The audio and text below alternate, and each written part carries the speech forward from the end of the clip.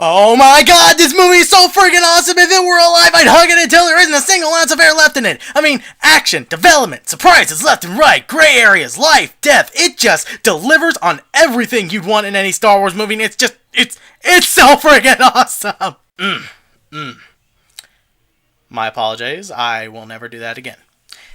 Greetings, loyal viewers, and welcome to the final episode of the year.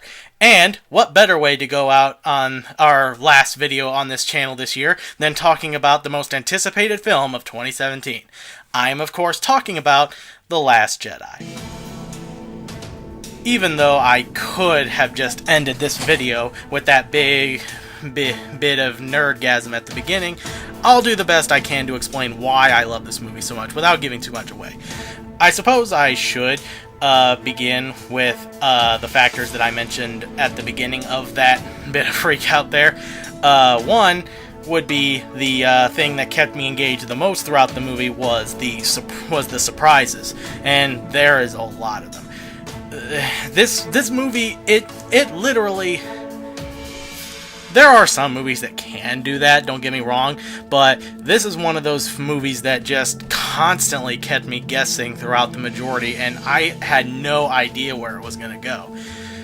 It was just a movie where every minute it passed, I was constantly asking in my own head, oh my god, what's going to happen? Oh my god, what's going to happen? Oh my god, what is going to happen? And it delivered in all of the best ways. And this also leads to the other factor, and that is how well it manages to apply gray areas to the Force. And again, without giving too much away, let's just say that similar to how The Empire Strikes Back and Knights of the Old Republic managed to brilliantly, in their own way, apply a very gray area for the Force that makes us kind of second guess our own perspective of what we believed in the Force to be.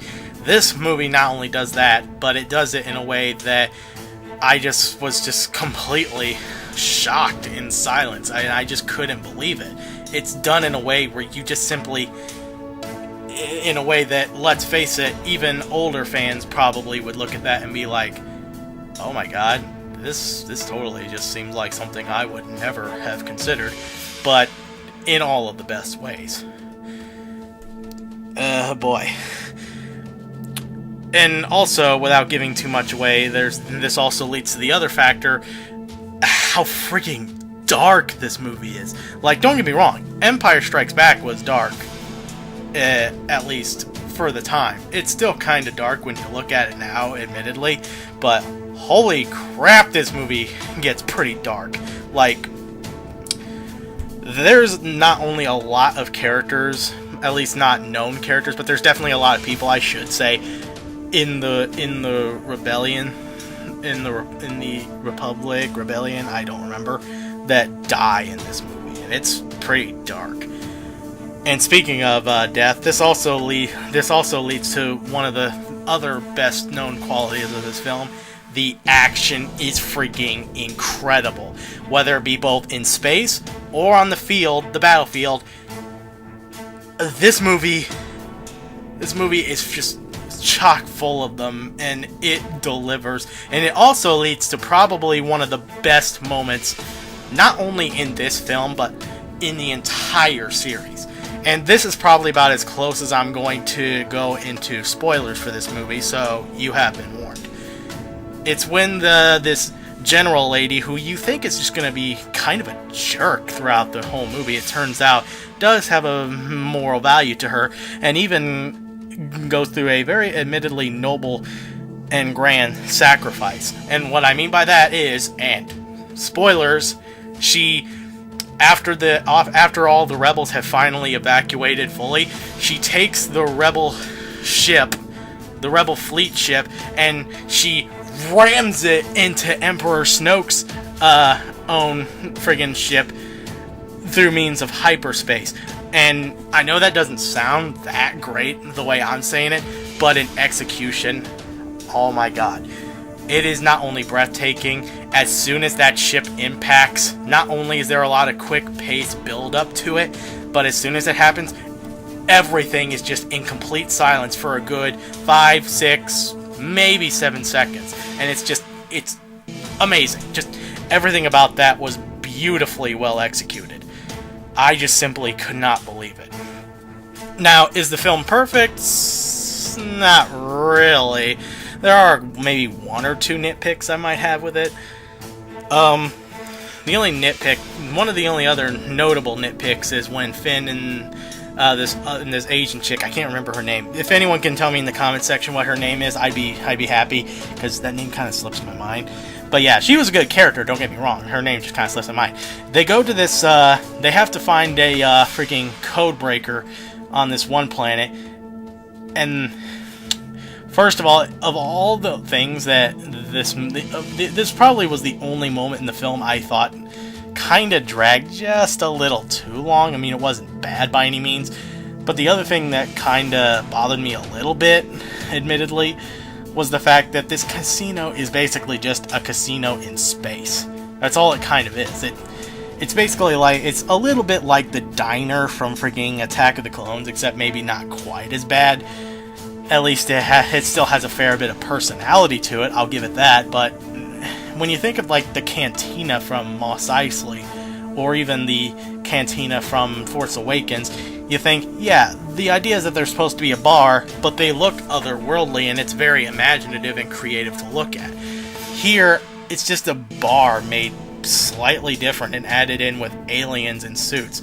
And don't get me wrong, there's still a fair bit of personality to it. I just wish a little bit more could have been added to it to make it more unique from a casino that you would see in the real world. But again, that's just a nitpick. I suppose the only other nitpick I might have is, and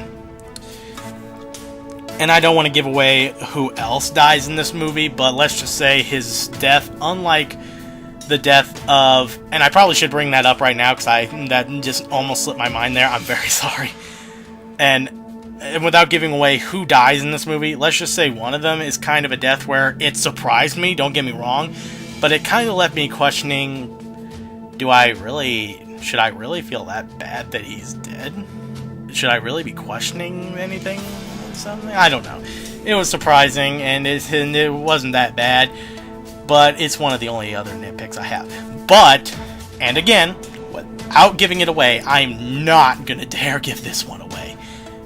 Let's just say there's a death.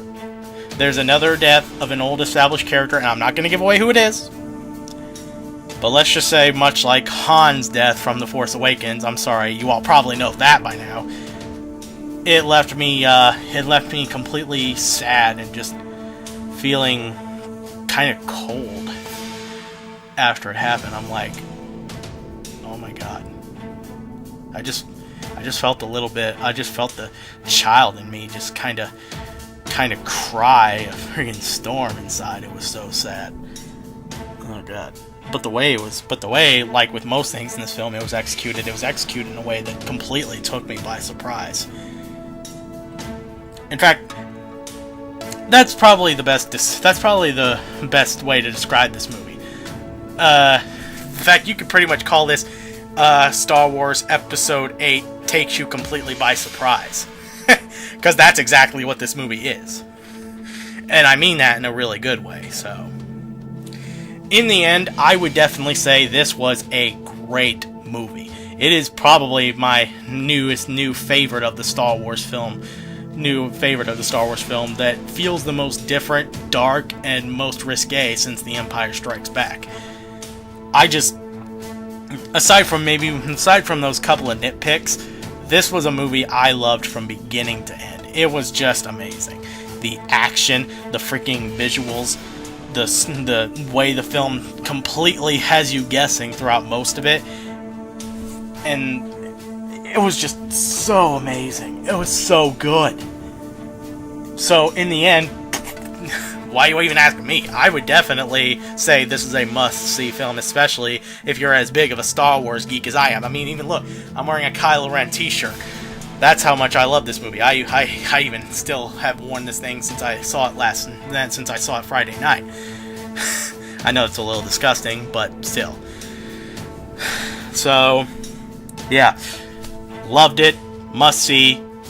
Please go see it if you haven't already. So, yeah, that's about all the time we got. If you liked the video, go ahead and comment, like, and or subscribe. And you have any suggestions, leave some in the comment section below. And be sure to check out my Patreon account if you got the time. And as always, I'm King Gargantuous, and I wish you all a Merry Christmas and a Happy New Year.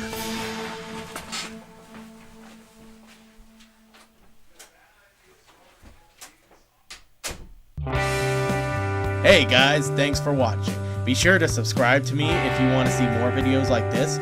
Follow me on Twitter at King Gargantuous if you want to know what I'm up to. And if you want to support videos like this plus the many other ideas that I have in the near future, be sure to support me on patreon.com/KingGargantuous. Thanks again guys, and I'll see you all next time.